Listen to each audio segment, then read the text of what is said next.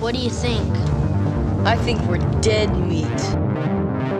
Real dead meat. You're dead meat! Go ahead and laugh, you guys. If I ever find a little bastards that did this, they're dead meat. Welcome to the Dead Meat Podcast, an extension of the YouTube channel Dead Meat. I'm James. I'm Chelsea, and we're boyfriend and girlfriend, and we like to get scared together. And wow, speaking of last week, we reviewed Bandersnatch. I went down the hole this week. Dude, you researched your ass off for this. I even picked it because I thought, oh, this is one I should be able to put together pretty easily. We're going to talk about moral panic and horror. Originally, it was just going to be horror movies where people protested and stuff. But then I just thought it would be more interesting to talk more broadly about people getting freaked out by horror movies and the effect it might have on our kids and us as a society. And yeah, wow, there's a lot. You read so many books. I did. I read a bunch of books and I have like studies and stuff. That's the picture I put on Instagram with all those crazy formulas and stuff. Yeah, check we're that out. We're not going to touch that. Like, we're not going that deep. But yeah, that study had like, I don't know, some crazy math in it.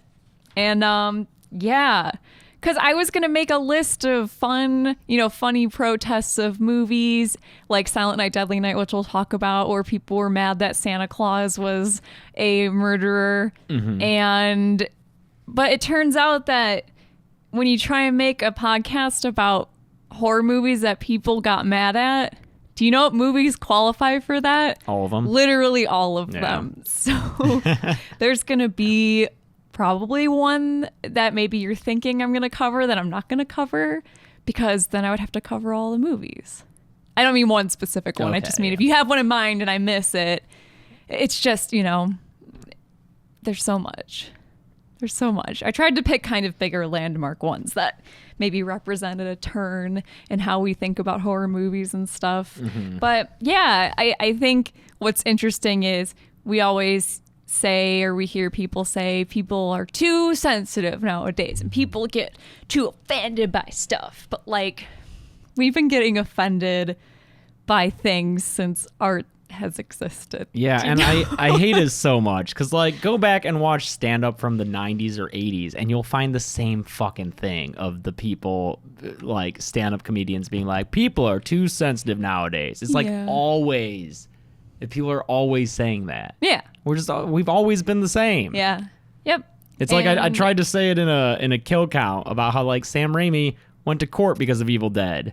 So, like, I don't remember any filmmakers recently going to court on obscenity charges for making a horror movie. No. So, like, what society is more offended and uptight now or the 80s? Yeah, I don't know. we should talk about that, too, because I don't have a ton about Evil Dead in here. It's in here briefly because it's just kind of lumped into a list. I kind of go through a list of, there's a specific era, especially, like, during the 80s, So all those movies kind of get lumped in together, but we can talk about that more specifically. But yeah, certainly as long as there have been movies, and especially horror, people are going to get mad.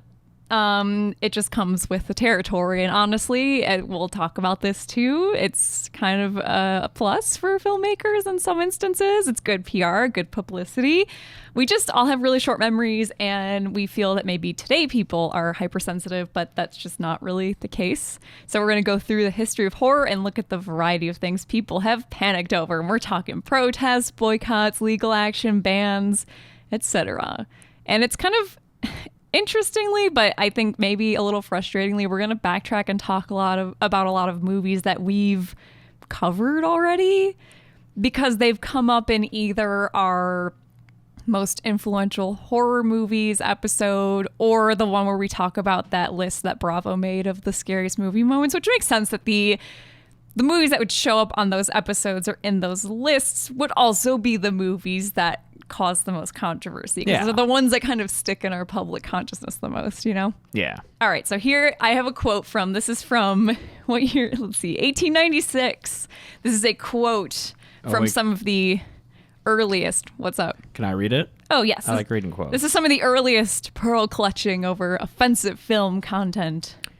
Such things call for police interference. Our cities, from time to time, have spasms of morality when they arrest people for displaying lithographs of ballet girls.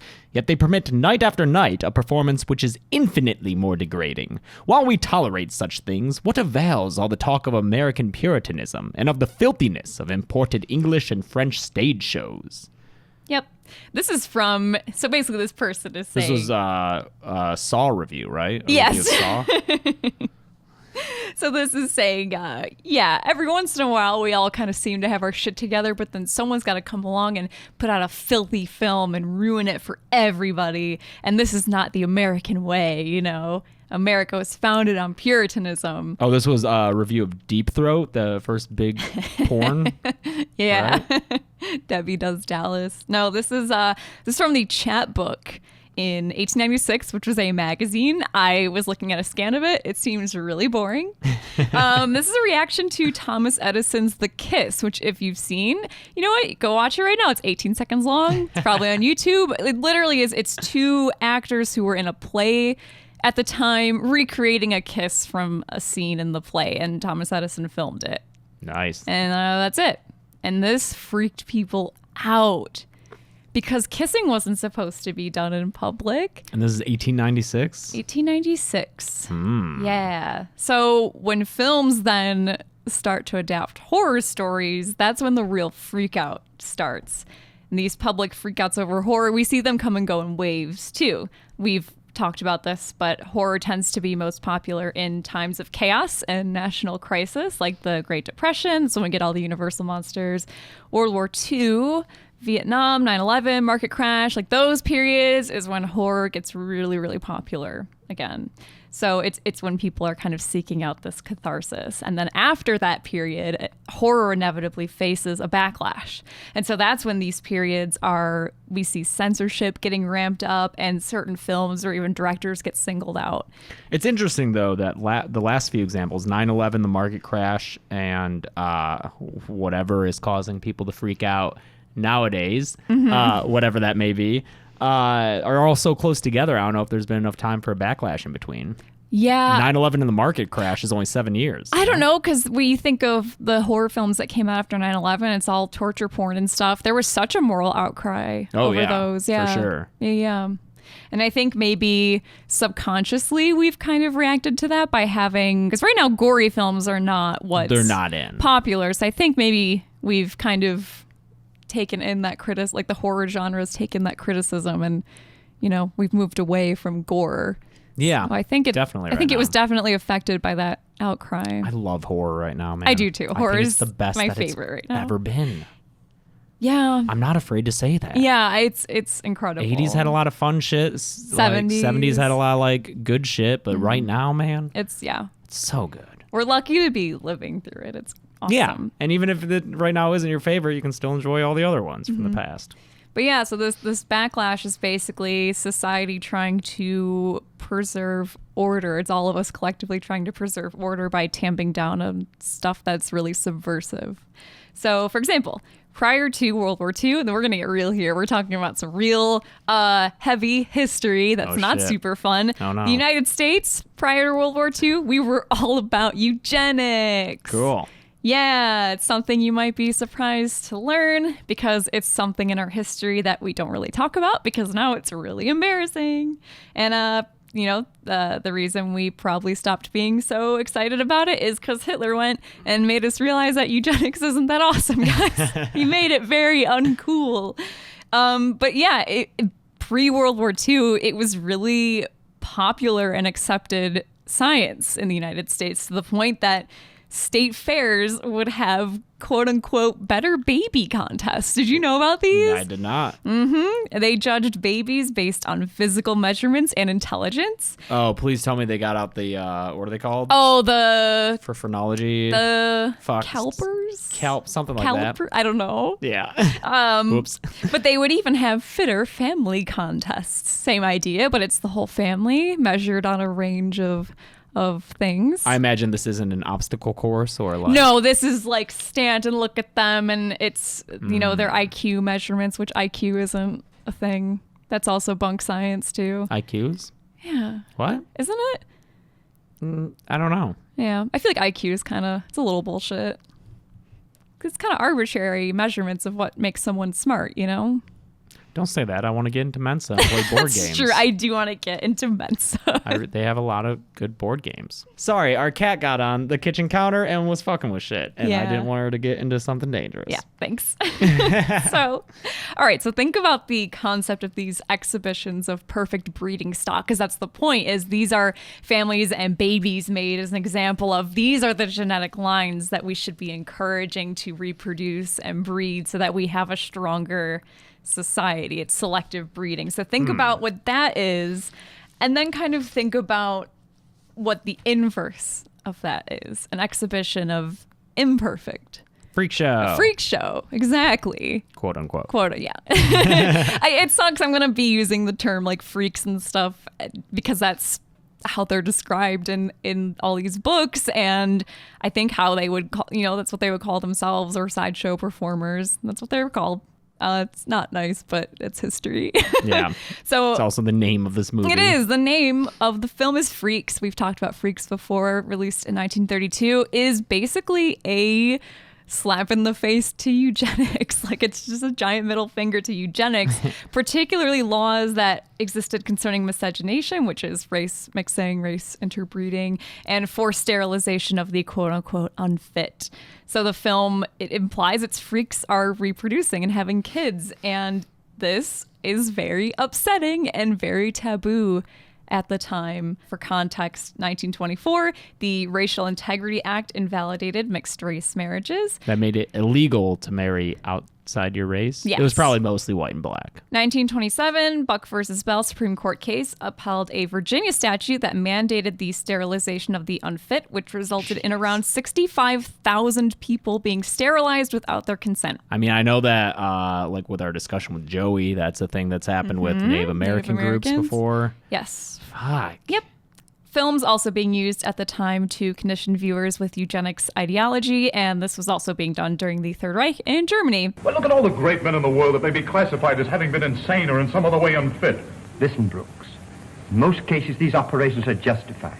The benefits are so great that we can take a chance for an occasional mistake. Contrast these pro-sterilization and eugenics films with Freaks, where the bearded lady has a baby girl, and that's a reason to celebrate. They have a party, and it's a reason to be happy. And again, this goes against everything that's popular scientific thinking at the time and accepted thinking. Like, this is disgusting to people. Yeah. Yeah, I don't think I can overstate how offensive this was to have on film, especially portraying it as a reason to be happy. What is it? A girl.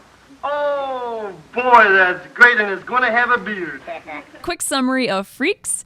A beautiful trapeze artist conspires with a handsome, strong man to marry Hans, who is a performer with dwarfism who has a large inheritance. And so Cleopatra and Hercules, who are the trapeze artist and the strong man, they make plans to murder Hans, but not before the freaks get their revenge. And so you're being asked in this movie to empathize with the freaks and not the conventionally attractive Cleopatra and Hercules. Todd Browning, who made this movie, specifically makes their vengeance feel really justified. You watch it and you're rooting for them, even if the scene itself where they get their revenge is horrifying. It's very scary. That was on our Scariest Movie Moments episode. I think we're lucky to even have a version where this is the case, where they get revenge at all, because this movie got hacked to pieces after terrible test screenings. I think the original movie was 90 minutes and they cut it up so much that its runtime now is 60. Yeah. So half an hour of this thing is gone. One woman who attended an early test screening and who is one of the only people ever in history to see this film intact threatened legal action, claiming the film gave her a miscarriage. Wow. Because the imagery of it was so disturbing. I don't know if that's possible, but damn, Yeah. what a claim. I don't know how that ended up, actually. I wonder if she got paid or not. So yeah, MGM cuts this thing down to about 60 minutes, and the final scene is the biggest casualty. We still see the freaks have turned on Cleopatra, and we still see them get their revenge, but a lot of That was more graphic originally, so they took out a lot of what happens. We see her. And no version of that longer one exists. Like, No. Fuck. We see her turned into a chicken woman. She's tarred and feathered and basically morphed into like a half lady, half duck. It's really creepy. And so if that's still there if you watch it now, but originally Hercules lives. In the version now, it's kind of implied they just kill him. But in the older version, he also lives, but he's been castrated, and he's performing in the sideshow as a what do they call it when you sing really high? You're castrated. Is it a castrata or castrati? I think that's but right. he's singing in the sideshow. Okay. Yeah, and the chase scene and attack were also much longer. The edited 60-minute version is the only version that exists. No one alive has ever seen Freaks in its entirety. Oh, man. That's just lost. It's gone forever. That sucks. Yep. Even with all these studio edits, Freaks just tanks at the box office. There's walkouts from theaters all over the country, but some cities weirdly seem to really embrace it. And that's kind of the beginnings of this film's cult popularity. This film ultimately goes on to destroy Todd Browning's career. He never made another motion picture, and Freaks was banned in England for 30 years. England's always banning shit. We're going to talk about England a lot in this episode. Reviewers were similarly repulsed by it, and civic groups used it to illustrate the decline of moral standards in Hollywood. And this is 1932. So just to kind of reiterate, people have always felt like one horror movie's the end of the world. This is 1932, and people are already like, no, this is it. We've reached the bottom. This is the decline of moral standards. But this panic over moral standards is why the Hays Code, which did exist for a while, but they didn't enforce it because no one gave a shit. This is like, Freaks is a big reason why the code starts getting enforced. And that's a reason why then consequently Todd Browning has a really hard time and doesn't do any more major motion pictures because he's associated with this forever. So before Freaks, we're going to skip back a year to 1931. Yeah, in case Todd Browning sounds familiar to you. Yes, exactly. Todd Browning made another movie that disgusted the general public. Dracula shocked and repulsed audiences and prompted a ton of angry letters to the Motion Picture Producers and Distributors Association, now the MPAA, which is like what we have now. For ratings and Yes. shit. Yep. So here's some quotes. These are letters that people wrote. I cannot see one redeeming feature in this picture. It is the most horrible thing. The author must have had a distorted mind, and I cannot understand why it was produced. I cannot speak too strongly against this picture for children. Unwholesome and ghastly, morbid, inhuman, and pointless. In this day of high-pressure living, strained nerves, and constant excitement, it seems too bad that such pictures with a strong influence on the emotions should be allowed a showing anywhere. This picture should be protested by every previewing organization. Its insane, horrible details shown to millions of impressionable children, to adults already bowed down by human misery, will do an infinite amount of harm. This next one is from Marjorie Ross Davis, who is a PTA chairman. I didn't know the PTA had been around for that long. PTA, they've always been a thorn in They the show up a ass. few times in here, too. Quote, it should be withdrawn from public showing as children, the weak-minded, and all classes attend motion pictures indiscriminately. Censors in Singapore, British Malaya, and British Columbia rejected the film and required numerous cuts, including the vampire women entirely, so his wives. Okay. The crying child in the cemetery, Renfield talking about eating flies, spiders, and rat's blood. Who wants to eat flies? You do, ya loony. Not when I can get nice fat spiders. And the reading of a newspaper account of the child's off-screen attack.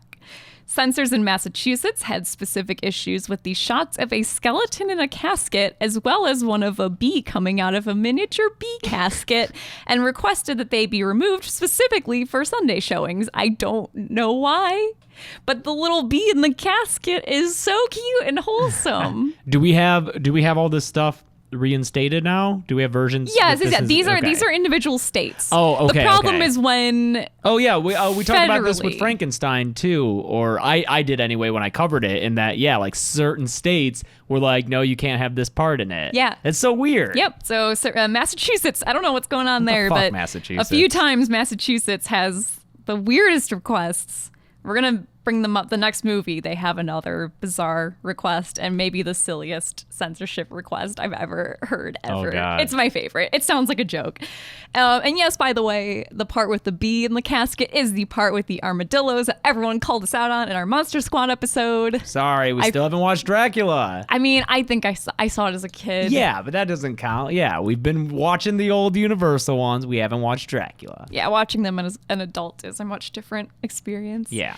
Sorry. The same year, in 1931, the first preview of James Whale's Frankenstein so horrified audiences, not in a good way, that Universal went into panic mode. According to James Curtis, who was James Whale's biographer, quote, people got up, walked out, came back in, walked out again. It was an alarming thing.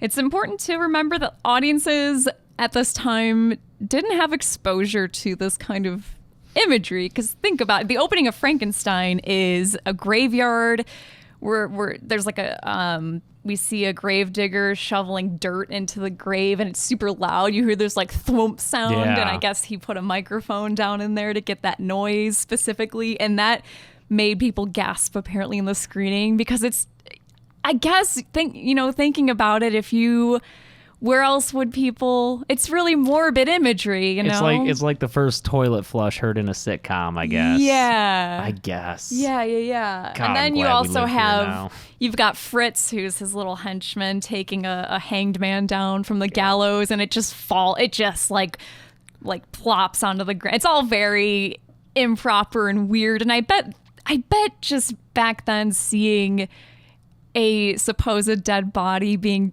treated so unceremoniously would have been really shocking and odd, and probably felt really wrong, because they don't have a frame of reference for that kind of stuff. Good thing they never saw Freddy versus Jason, where Freddy fucks a dead chick. Yeah. So I gave like a thumbs up, but if you're just listening to this, you can't hear. So to help the film get past censors, Universal adds the prologue to all the prints of the film. Oh, yes, okay. exactly. Where it's the actor that plays Dr. Waldman, and he warns you about the film's content. That's where he's like, well, we warned you. Yeah. And then the movie starts. Which would later get parodied in Treehouse of Horror. Exactly. So still, the movie is banned in Belfast. It's one of those ones where if you don't say it with the accent, people make fun of you. I feel like don't worry, they'll always make fun of you for pronouncing something. That's Trust true. me, it's the internet. South Australia, Czechoslovakia, and Sweden. Individual states, again, censored different parts of the film. Massachusetts, back at it again, requested, quote, this is straight up the actual request, eliminate scene showing body on slab coming back to life. Yep. The worst instances of censorship, however, happened as a reaction to one specific scene. All right, Lucy, I'm moving you because you're blocking my... Come over here, Lucy. So, during this time, so this is 1930s, there is a moral panic sweeping the nation over sex offenders. And a reason for this is there's like a spate of child murders. And there's also, because of the Depression, there's just a ton of homeless men specifically. There's like such an uptick in homeless men. And so people get this weird idea that there's just vagrants who are wandering around and like committing sex crimes against kids. It was a whole thing. I almost think of it like Satanic Panic, that kind of stuff, where people just get all riled up with this imagery. And so after this, there's hundreds of arrests of quote unquote sex deviants and an uprising in mob justice. Unfortunately, the victims primarily they're innocent people being arrested, and overwhelmingly it's homosexual men being arrested on charges of sodomy. And so that's we have the idea of homosexual equals perverted, or that if you're homosexual, especially a homosexual man, you're a child predator, and that we still struggle with that idea. You know, the idea that homosexuals should not be allowed around kids or have kids because there's something perverse. Boy Scouts, there's something very thing. Exactly. We still are dealing with this. And James Whale, who he was openly homosexual, he kind of challenges this idea of the sexual psychopath by making his similarly viewed monster misjudged and unfairly punished. That's a big part of the film. And the infamous scene where he accidentally drowns a child is a really, really important part of that development, and is kind of I think the key to why that movie works. Yeah, Boris Karloff didn't even want to do that scene. He didn't? He was like, I really don't want the monster to kill this. But then James Whale explained to him how important it was for the character's development. That scene is still so effective, and so, man, I really love Frankenstein. Yeah, Frankenstein's I really, really love it. It's perfect. So after they have this screening that I talked about earlier, where we got people walking out, everyone's freaking out. Universal wants to completely cut this scene, and so this is a quote from a producer and actually James Whale's longtime partner, David Lewis. They quote, "They wanted to end the scene before the drowning. Without it, the audience was left to imagine what he'd done to her before he drowned her. The implication with this cut would be that he had raped her." Oh, yes, and that's so worse. Maybe. But think about it in the context of what's going on at this time. The idea of a gray area monster like this, and promoting the idea that, hey, maybe this witch hunt against people we consider quote unquote sexual psychopaths is misguided and we're punishing the wrong people. That at this time for a big studio is not an idea they want to be pushing in their films. They want this kind of black and white idea of this monster is bad, and he aligns with this concept of a bad guy that is so prevalent right now. Yeah. By making him into the kind of monster that society thinks is very, very real and a very present threat at this time. They want to mold him into the image of what society is afraid of right now. And so Whale fought to keep it and luckily won. However, censors in Massachusetts, New York, and Pennsylvania removed it anyway. But this makes me so sad. I hate this. When the film was re-released in 1938, the scene was removed completely because of stricter implementation of the Hays Code, which we just talked about. Again, that happens because of freaks and movies like it. And the Hays Code, if you don't know, just really quick, was a code that it wasn't legal. It was self-censorship. It was self-censorship making sure, because they don't want the government to have to step in and start censoring stuff. They're like, we'd rather do it ourselves. But around this time, this code gets really strict. And so that's why this whole scene is cut from all prints of the film. And it remained removed and lost until 1985. Yeah, man. For 50 years, Frankenstein was a totally different movie. You take out that scene and the monster is a completely different character. It changes the message of the film. It changes everything it changes all the emotions of the film. It's totally different. Come on, Lucy. I'm sorry. Jeez. So in 1985, it was partially restored after a cut from the original release was found. I don't think they ever found the whole scene, but they found enough of it to where you get what's going on. But for 50 years, the monster was a depraved pedophile. And instead of this innocent, bewildered creature who just thinks his new friend is going to float like flowers. Yeah. And I think that made me so sad. I didn't know I knew that scene was problematic, and I knew that scene was the target of a ton of censorship, but I didn't know that it was just gone like that for 50 years.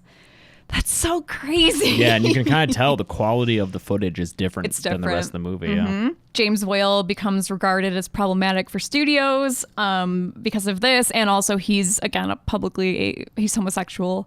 And his career, like Todd Browning's after Freaks, suffers as production codes are more strictly enforced and films become more conservative as we start heading towards the 1940s. All right, so fast forward to the 1950s when America's greatest fear, besides being blown up by nukes, is teenagers. We're fucking terrified of teenagers in the 50s. Well, yeah, of course. They're riding around on motorcycles, They're wearing leather rocking jackets. and rolling, and slicking their shaking hair back. hips. Yeah, oh man, Elvis on TV. Mm-hmm. He's the scariest monster of the 50s, shaking those hips.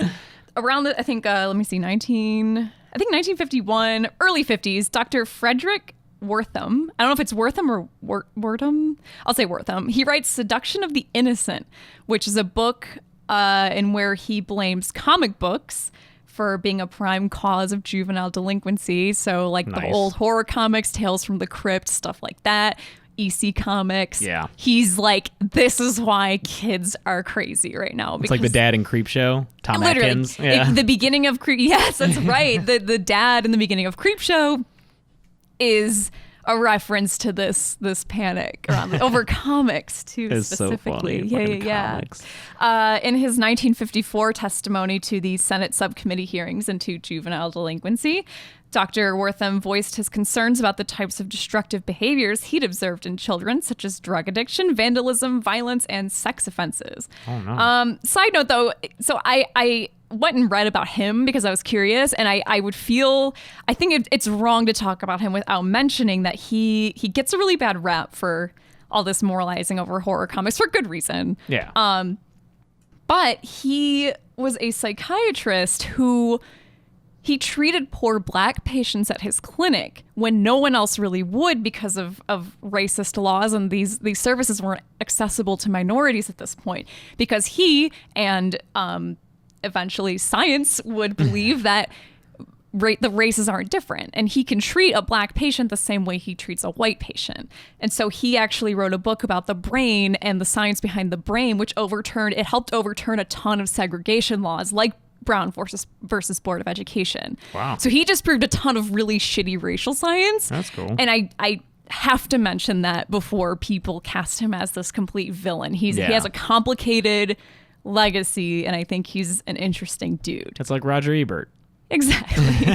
People are complicated, and I think with him, it's something where we'll talk about this too. People who are getting freaked out by this stuff and kind of making the outcry and making a big deal often are people who are genuinely concerned and want to fix things. And now it's kind of easy to look back at how misguided they are. That reminds me of like Prohibition.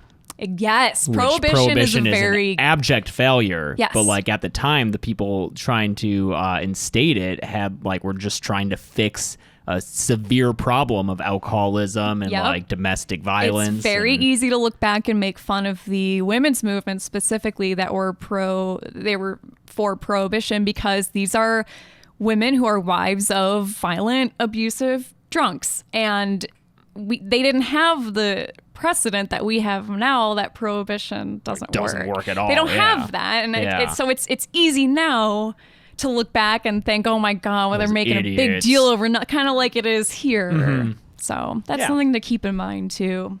Movies that people like Dr. Wortham are really freaked out by around this time are ones like Invaders from Mars in 1953, which that one is a flying saucer lands in a pit near a boy's house and tunnels underground through the town, and the aliens in the saucer put controls in the necks of his parents and cops, and they go out to find more slaves for the aliens. Nice. Yeah. I will say, huge blind spot, all those 50s sci-fi. Same. I've never That's a big watched blind any spot of them. for me.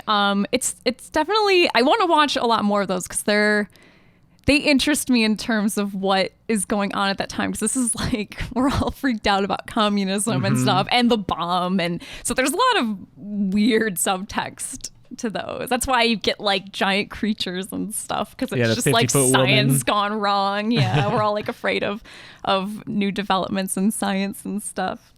Again, here we go. The PTA PTA representative, quote, and this is about invaders from Mars, here in science fiction form is an orgy of hate and fear and futility with no hope of escape, no constructive element whatsoever. The child with whom one is asked to identify is bereft of any security from father and mother, from constituted authority, and the adults burst into meaningless violence. For a time, we hope there will be an answer in this projection of the formless fears abroad in our world of technological annihilation and savage ideologies, but the terror and dread pile only higher.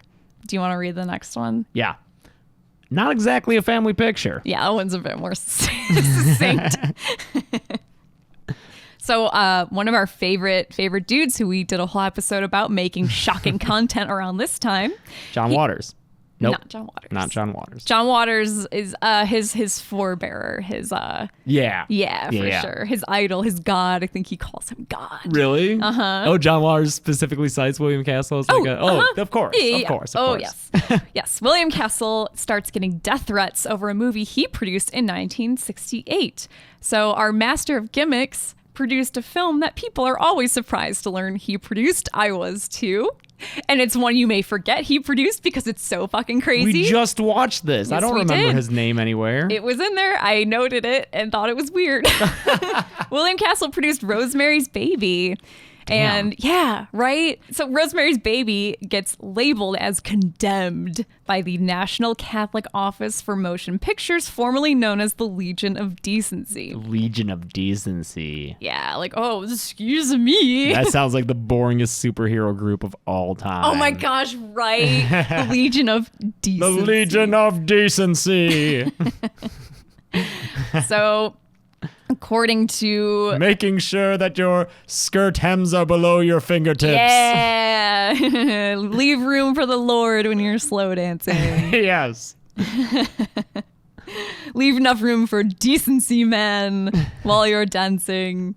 So, according to them now, attending a screening of Rosemary's Baby was now a venial sin. And a venial sin is a minor sin that doesn't send you to hell, and it doesn't make God stop loving you, but it does hurt his feelings. Aw. It makes him mad. How many venial sins can you rack up before he does start to get mad at you? That's a good Or, like, question. before he I don't know starts if they stack up. Yeah? This is when the system of confession gets... You think about it and it's like, okay, but what if I have a bunch of these little ones stacked up? Does that equate to a big one? Is that cumulative? Yeah. I don't know. 'Cause Questions? that sounds like he's letting you off with a warning. You know? Like you get pulled over, but they just let you off with a warning. But then you feel real bad about it. I guess that works. And it can only be pardoned by a priest in confessional. So if you went and saw Rosemary's Baby, you had to go to church and tell your priest about it. Oh, man. Or else God's going to be mad at you. Better do it. Yeah. God, the guilt. Man, the guilt going into confession as a little Catholic boy. Oh, fuck, man. You're like, It's the do I tell worst. him everything? Yeah. Like, do I tell him everything? By the way, I think the Catholic Office for Motion Pictures and stuff like that is that's my theory as to why Massachusetts is the problem state, because Boston, super Oh, Catholic. Boston's pretty Catholic. I have a feeling that's why, is because there's so many Catholics there.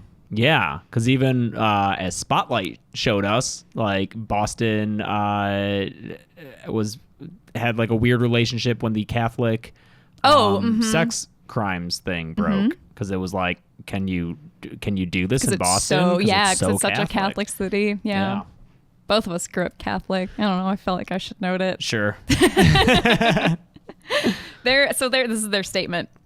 Much more serious, however, is the perverted use of fundamental Christian beliefs, especially surrounding the birth of Christ, and its mockery of religious persons and practices, the very technical excellence of the film, which I think is so funny. They're like, it's really good. No one can deny it. Yeah. You know, come at it from whatever angle you want. Yes, and We hate I will. Roman Polanski. Can go fuck off forever. Yeah, but but it's that a really movie good is movie. fucking amazing. The very technical excellence of the film serves to intensify its defamatory nature. Do you want to read? This is another piece of hate mail that William Castle got. Rosemary's Baby is filth, and you will die as a result. Lover of Satan, purveyor of evil, you have sold your soul. Die, die, die. And apparently, no idea if this is true. It seems maybe like a William Castle style elaboration, kind of a tall tale, but he had some health problems after getting this letter, and so he always kind of wondered after that about curses and if they were real. They're not, Willie. Sorry.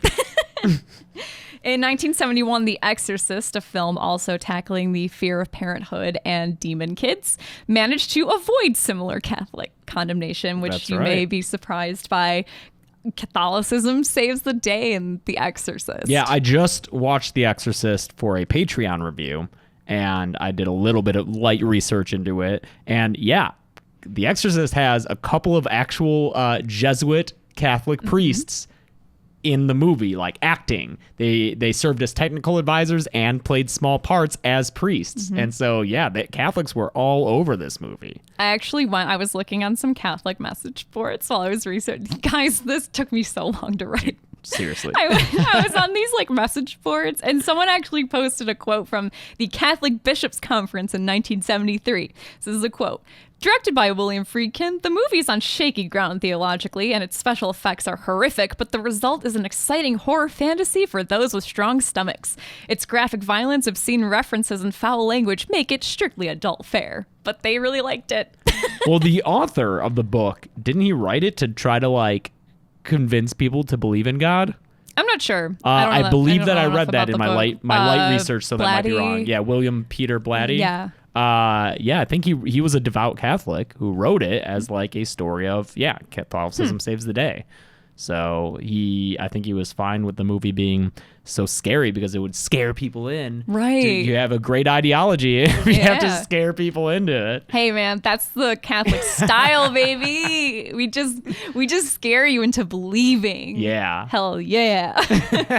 I think it's fascinating. I want to do a study about this, how many former Catholics or people who were raised Catholic go on to be really into horror movies and become horror directors, because Catholicism is so fucking violent.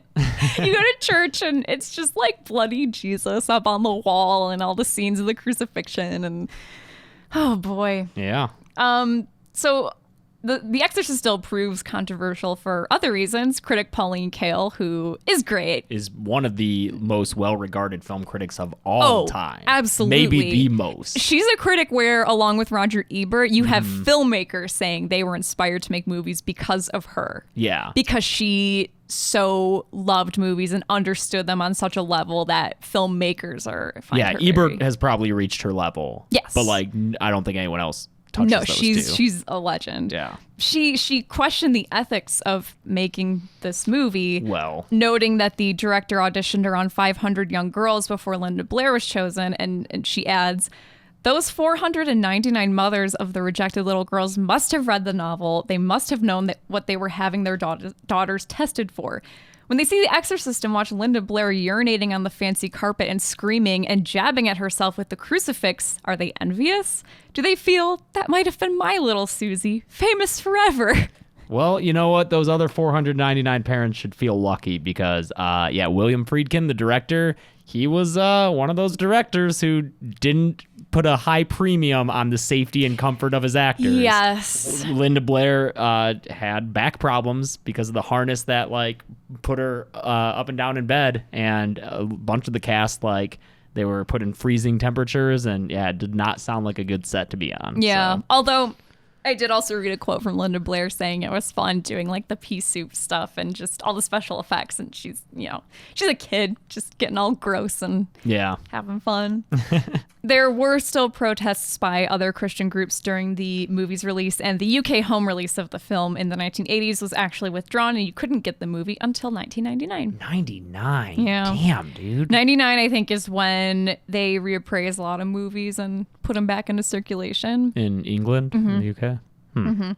In 1979, Ronald Reagan was elected President of the United States. The same year in the UK, Margaret Thatcher was elected Prime Minister. Here we go, 80s. Yeah, here we go. So together they ushered in an age of right-wing conservatism and a return to family values. Yep. Called the 80s. Around this time in the late 1970s, we enter into one of the most maligned and controversial eras of horror, the slasher. Thanks, John Carpenter and Bob Clark. Bob Clark. And Toby Toby Hooper. Hooper. Yeah. In 1976, protesters gathered around theaters that were planning to screen a supposed snuff film called Snuff. Have you heard of this? I've never heard of Snuff. Some theaters received bomb threats. The film wasn't a snuff film at all. It was an Argentinian production originally called Slaughter, which was then rebranded and released as Snuff by producer Alan Shackleton, who got the rights to this. He took the original film and, without the consent of the original filmmakers, tacked on an ending where a woman is murdered by a film crew, implying the film crew to be the crew of Slaughter. Oh. So it's this like kind of found footage thing of the film crew murdering this lady that's just tacked onto the end of this movie. Snuff is proven over and over again to be fiction, and they eventually have to add a disclaimer saying so. Are you thinking about Cannibal Holocaust? I am. Yeah, we're going to talk about that too. Okay. But yeah, same. What year was that? Cannibal Holocaust. Was that later in the 80s? Yeah. Oh, you know what? I think I took a lot of my notes about Cannibal Holocaust out because those stories are so similar. Okay. But Cannibal Holocaust gets affected by the same laws, especially in the UK, where it's like it's against the law to distribute copies of them and stuff. And yeah, because I think that movie might have been late 70s. It was. Oh, it was? It was. Okay. So it's the same. So Cannibal Holocaust was the same deal where these filmmakers went and made a movie that looked so real that they had to prove they that had their to actors prove weren't they had to dead. bring their actors to court and prove their actors weren't dead, and they had to show how they did the scene where the woman is impaled, and they're like, look, we did this using a bicycle seat, and they showed how they did the effect, and finally it was like, all right, you're good, we know it's, but so same thing. I think I just took out Cannibal Holocaust because these stories were so similar. Mm-hmm. Okay, so yeah, it's proved to be fiction over and over again, but the controversy just refuses to die down. People are all up in arms over this, and for some reason, people convince themselves and they become determined to prove that there's actual snuff films floating around out there because it becomes an urban legend. Well, here's the thing. Here's my question. Before this movie was called Snuff, was snuff film a term? I believe, yeah. So this producer named it Snuff after the snuff Yes, term. I believe so. Because I was wondering if maybe That's he where this randomly comes named it from. Snuff and that's what the term comes from. I think that's why he called it Got it. that. Yeah. So people are determined to prove that there is like an actual like produced, like someone filmed, produced, with like decent production values, like a snuff film, and is circulating it around really wealthy creeps who are paying a ton of money to watch it. So it's just an urban legend. It just becomes an urban legend that this is a thing, and people get so wound up. And there's protests with arrests and stuff. I maybe would almost compare this to Pizzagate type stuff. Oh. Where people are like, no, this is real. There's snuff films floating around out there. We need to find them, but there's not. Yeah. And so the LAPD has to get involved, and they launch an investigation, and there's no evidence proving the existence of any snuff film like that float. Like, there's nothing. I don't know. We watched Unfriended Dark Web. Oh, shit. Actually, I wouldn't be surprised if on the dark web there's like... Oh, no. That's the thing is like... videos exist, but like not like productions that have I think that's in. the difference is like you might think like, well, of course there's film, like... Yeah. But like, but I think... they're not movies. I think this is like implying it's like movies made for people who are paying for them, like commissioned. Yeah. Like, I think that's the difference here. Got it. But like of course... gross shit like that exists. But this investigation revealed, no, this is all people just getting themselves riled up. Yeah. Siskel and Ebert continue to contribute to the slasher controversy. We talked about this on an older episode if you want to hear more about this, when they dedicated an episode of their show Sneak Previews to discussing a, quote, disturbing new trend in today's movies, unquote. Siskel shamed Paramount for releasing the indefensible Friday the 13th. And urged viewers to boycott Paramount films. Gene Siskel also, this almost is like an apocryphal thing. Yeah. I went and looked at the article that this was published in. He mentions her hometown, Betsy Palmer. He does not list her address. Oh, because that's the story is that Gene doxes her. Yes, that's the story is Gene Siskel printed her specific address. He doesn't. He puts the mailing address, I think, of a Paramount producer. So it's like mail complaints to this producer and then says, by the way, like Betsy Palmer lives and lists the town. Well, why the fuck did you do that even, Siskel? I mean, that's stupid, but it's also, he didn't put her home address in the newspaper. It was an address of a place. Of a producer. Not their home address? I don't think so. I'd have to look again. Okay. I should have printed out that article. In any case. Yeah, it still sucks. Yeah. We talk more about that in our Roger Ebert episode. Yep, and we have clips from that episode. And as well. I see that we're going to get to it later, but Silent Night, Deadly Night, he did the same kind of shit where Gene Siskel, he like read out the names of the crew involved and like man. publicly shamed them. Interestingly, I have an article. Where'd it go? I printed out a whole bunch of stuff. I printed out an article written by Roger Ebert in 1993 called A Few Words on Violence, where he makes a You list. said 93? 93. Okay. He wrote this kind of list of, he says a few simple truths about violence in the movies and on TV. And I highlighted 2 of them because I thought they were relevant to what we're talking about. 1, you can't talk about violence being quote unquote justified if the movie or TV program is a quote unquote good one. Because which of us is to say what's good and bad? I admired the use of violence in One False Move, but you may admire the violence in Friday the 13th. 2, you can't talk about gratuitous violence because everything in a movie or on a television show is gratuitous. That is, nothing is necessary. It's all escapism and entertainment. That's why it's made, that's why people watch it, and everybody knows it. The violence in Macbeth is just as gratuitous as the violence in The Evil Dead. So I think he softened a little bit. Yeah. Especially over the years, but he like, I think Ebert was a bit more nuanced. Well, like we discussed in our Ebert episode, there were a lot of movies that he liked. Mm-hmm. The Thing was not one of them, and fuck him for that, but...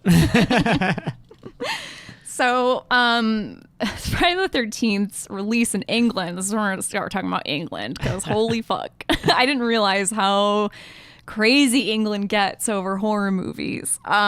Evil Dead, man. Yeah. Sam Raimi went to court. Friday the 13th's release in England coincided extremely unfortunately with the end of a period of killings done by the Yorkshire Ripper. The Ripper was active between 1975 and 1980 and murdered over a dozen women. In 1981, truck driver Peter William Sutcliffe confessed to the murders and was arrested. Basically, this is not a great atmosphere for the release of a slasher film, especially one where there's lots of young women being murdered. Mm-hmm. At the same time, the home video market is exploding. There's an increased availability of VCRs, so there's an increased demand for movies.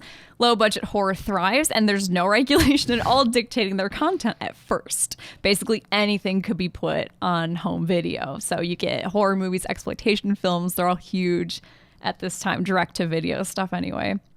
The English press gets wind of this and makes a big deal about it, and the Department of Public Prosecutions makes a list of films that they feel qualify for prosecution under the Obscene Publications Act. This becomes known as the quote-unquote video nasties controversy. Sounds fucking disgusting. The video nasties. Oh, video nasties, love.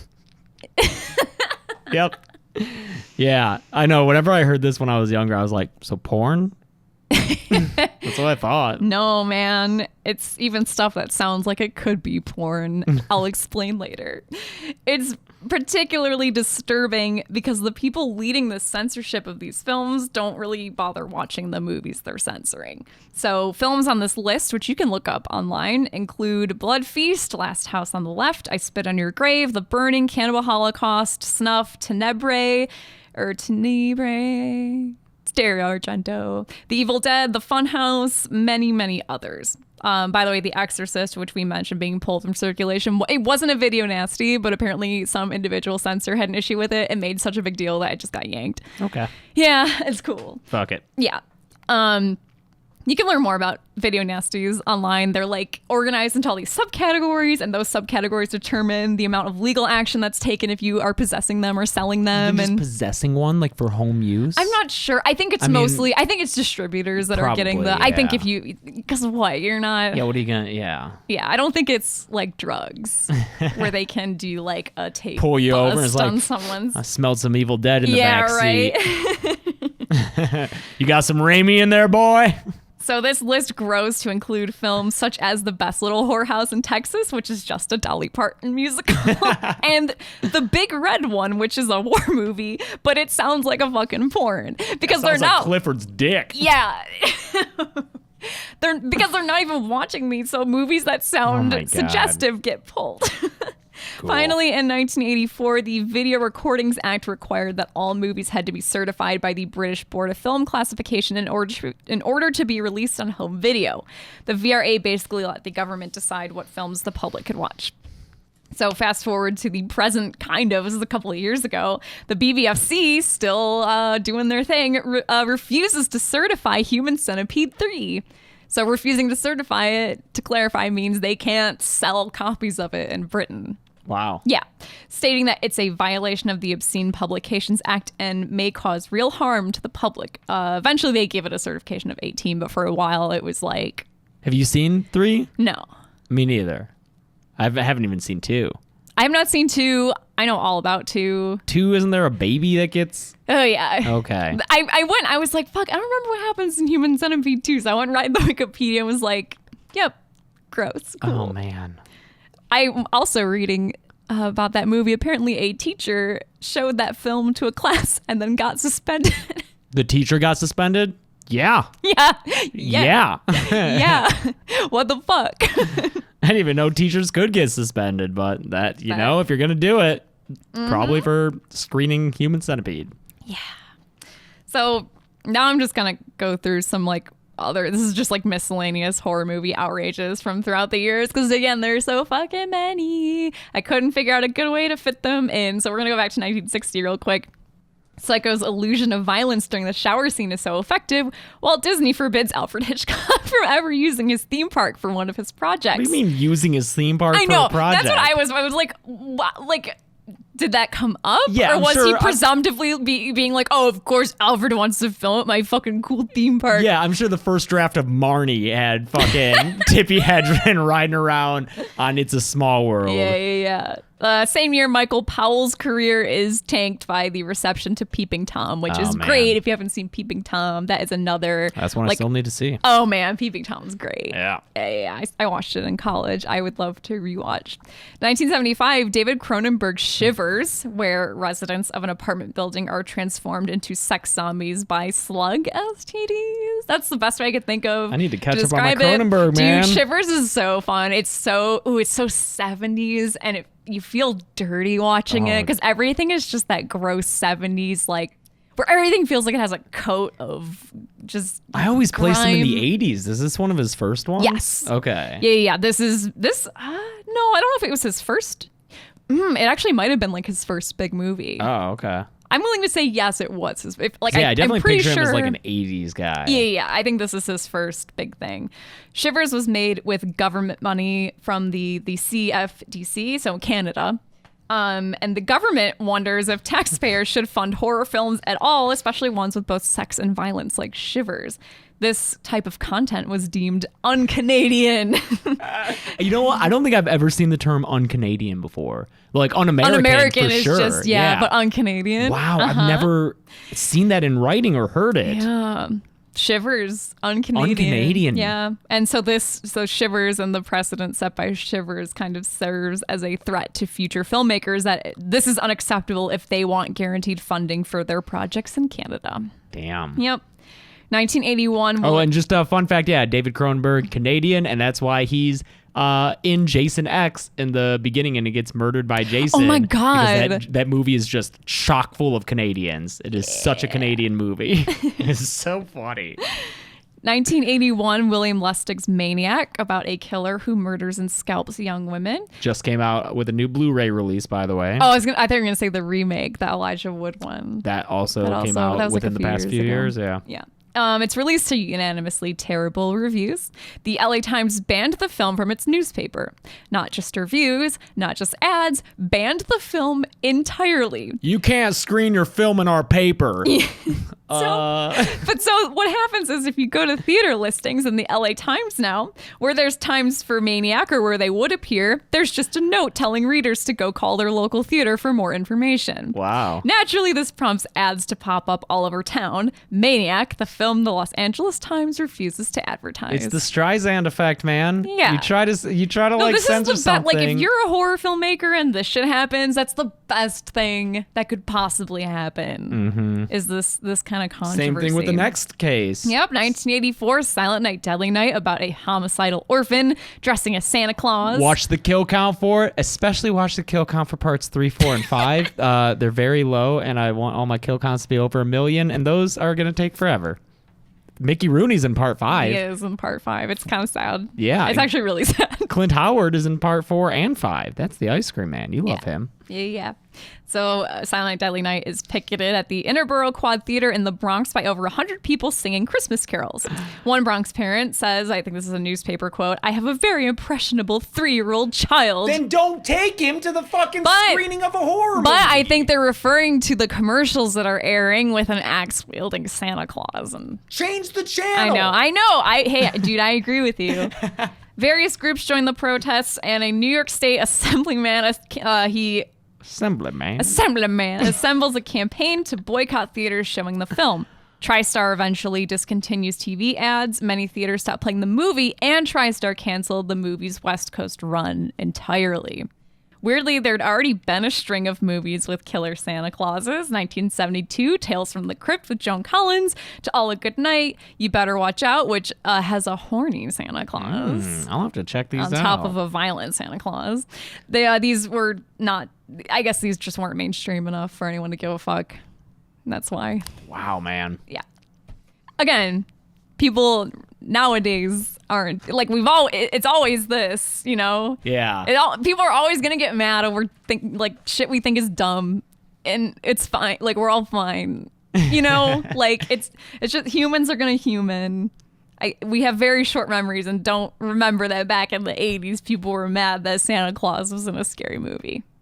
Yeah. 1988. And I asked you if this was true because it sounded apocryphal. Halloween 4's ending upset a lot of people who weren't happy with the idea of a young girl taking up the now dead Michael Myers' work.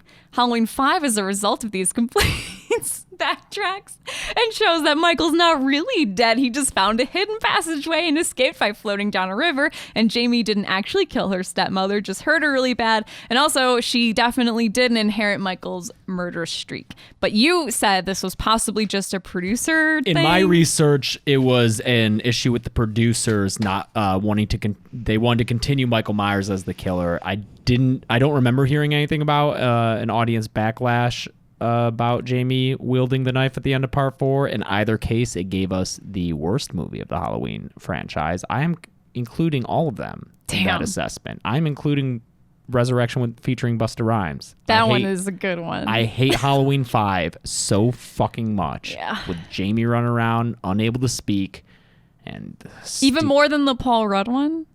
Yes. Wow. I do, because the Paul Rudd one, the subsequent film, Curse of Michael Myers, has characters that are at least likable that you can kind of root for. Not Paul Rudd. He sucks in it. Yeah, but the woman in it, the main chick, she's fine. That fucking 5th one, man. Yeah. You can't. I hate it. In 1991, Child's Play 3 is said by British tabloids. British tabloids fucked up. They just always fucking shit up. Tabloid culture over there is very bizarre. I don't know. I find it very fascinating. British tabloids say Child's Play 3 inspired the murder of 2-year-old James Patrick Bulger, which was a big story. By the way, this case is really disturbing. Even skip ahead like a minute if you don't want to hear anything about it. I'm not going to even go into details because it's fucking awful. He was abducted, tortured, and murdered by 2 10-year-old boys. Fuck. The murder is like the worst. It's one where when I was researching this, I was like, oh, fuck that one, because I learned about this previously because I'm really interested in true crime. So I've read a lot of true crime. This is one that when I learned about it, it's one that stuck with me because it's so disturbing. The details of it are so awful. I don't even want to know. I literally, at first I was like, oh, okay, we can talk about this. But I was like, no, rereading what happened. No, we're good. We're just not like, there was a really awful murder that happened. And if you want to learn about it, you can go do it. But it's awful. There were similarities between the torture and the things that happened in Child's Play 3. What? The big one was the presence of paint at the crime scene, and there's like the paintball stuff. Thing, so that was it, and I think it was like the same colors, and I don't know. And also, Child's Play 3 happened to be rented by one of the boys' parents before the murders, but that's like the only link. So it's, in the end, it was just tabloid sensationalism. Fuck. Yeah. So this last story, I think, is the kind of story that really scares people, and it makes people react very viscerally to horror, and I think it's very understandable.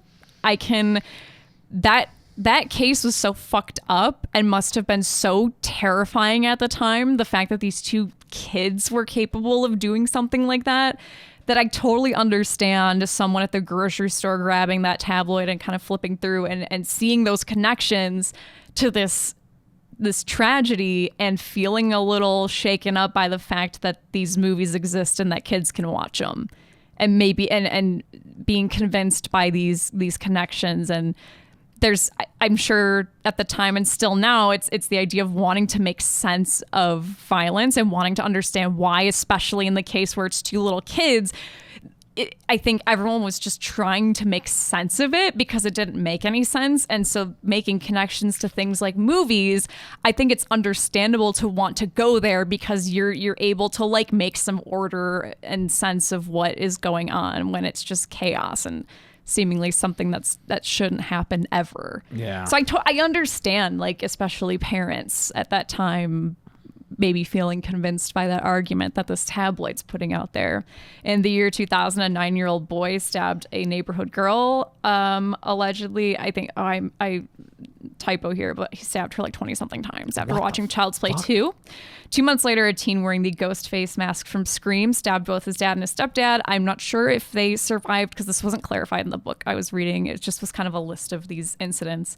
Maybe the most bizarre of them all, and I'd heard about this before. It's very weird. Eric Red, who horror director, and he wrote The Hitcher. Have you seen The Hitcher? No, I've never even heard of it. That's the one where it's the very famous scene where lots of requests for The Hitcher on the podcast, by the way, but it's the movie where there's the famous scene of the woman being drawn and quartered by a bunch of trucks. Oh, fuck. You haven't seen that? No. Yeah, it's fucked up. What? So the guy who wrote this, he in LA rear-ended a car at a red light, drove across several lanes of traffic, jumped the curb, and smashed through a storefront window. He killed 2 people and injured a few more. He asked if anyone was hurt, and then he picked up a piece of glass and slashed at his own throat until he was stopped. Why? And this incident apparently shares many similarities to his 1991 film Body Parts. So I make this list of things that are fucked up and really disturbing, because I want to point out that these stories are really effective in promoting anxiety over violent films. And again, it's an understandable anxiety, right? I don't think people I don't think people who are afraid of horror films and think they're bad are bad people. It's people wanting to make sense of the world and try to understand why this kind of shit happens. But ultimately, studies have shown that violent films do not cause an increase in violence. Using horror and movies as a way to explain acts of violence is easier than actually trying to understand why things like this happen. It's a convenient People want simple answers for everything. Yes, and people want easy scapegoats, unfortunately. The study I have, I print out my study from UC Berkeley, and this is 2009. I tried to find a more recent one. Let me see. It's a study titled... From 2009, you mean 10 years ago now? I know. If anyone has a good example of a more recent one, I would love to see. It's titled, Does Movie Violence Increase Violent Crime? What they did was they looked at violence in movies released from 1995 to 2004, and they studied the effect on same-day assaults. It was found that violent crime decreased on days with larger audiences for violent movies. However, a big reason for this is because... You said decreased on... Violence, yes, decreased on days where there's violent films in theaters. But this could be the very simple explanation of violent individuals like violent movies, and so if they're sitting in a movie theater, they're not out doing crimes. But their estimates, this is a quote, our estimates suggest that in the short run, violent movies deter almost 1,000 assaults on an average weekend. While our design does not allow us to estimate long run effects, we find no evidence of medium run effects up to 3 weeks after initial exposure. So that goes beyond the the idea that it's just violent people are in the theater, so they're not out doing stuff. But even a few weeks after, there's still not an increase in crime. So there's no evidence to suggest that it like inspires violence. Exactly. There's no evidence to suggest that people are going out to see a violent movie and then being violent after. They don't have a study for super long term, unfortunately. That's one I would love to see, but medium run, so a few weeks, no, there's no correlation at all. And they basically, it's the theory of, we were talking about this last night, the theory of after school programs, where if you have kids doing stuff, they're not out, you know, I don't know, vandalizing stuff or whatever bad kids do. It's the same idea. If you have movies where people are sitting in them and not out on the streets, you're going to have less crime. So there's really, the theory is even they could just deter crime, you know? Yeah. They're like an outlet. Here's another quote. Exposure to violent movies has 3 main effects on violent crime. 1, it reduces significantly violent crime in the evening on the day of exposure. 2, by an even larger percent, it reduces violent crime during the night hours following exposure.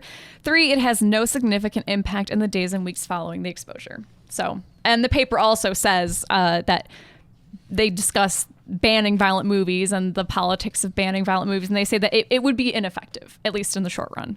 Again, they're not sure about long run, but they say conclusively, like, legislation banning violent films is not gonna make a difference. Our jobs are safe for now. For now. Yeah. And that's where I'm at. That's my research. This is very good. Very thorough. I wanted to have some more modern movies in here, but like we discussed, movies haven't been really like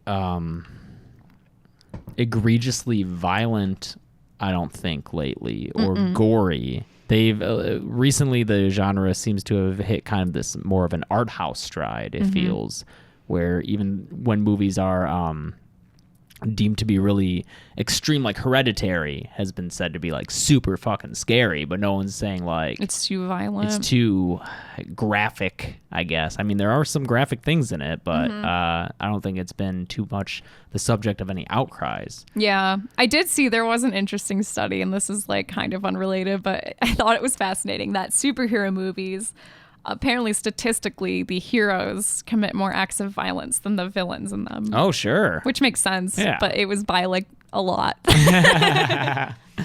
Well, though, I think that's what DC was trying to do with their Superman and Batman versus Superman angle, but apparently nobody liked that. I don't know. I never saw those movies. No, I did not either. Yeah, interesting. And as just a note on people saying that people are oversensitive nowadays compared to back then, I think people just are sensitive in different amounts to different things throughout the different ages. So, nowadays it feels as though people are more sensitive to, what they would deem insensitive portrayals of like race or sexuality or gender or anything like that.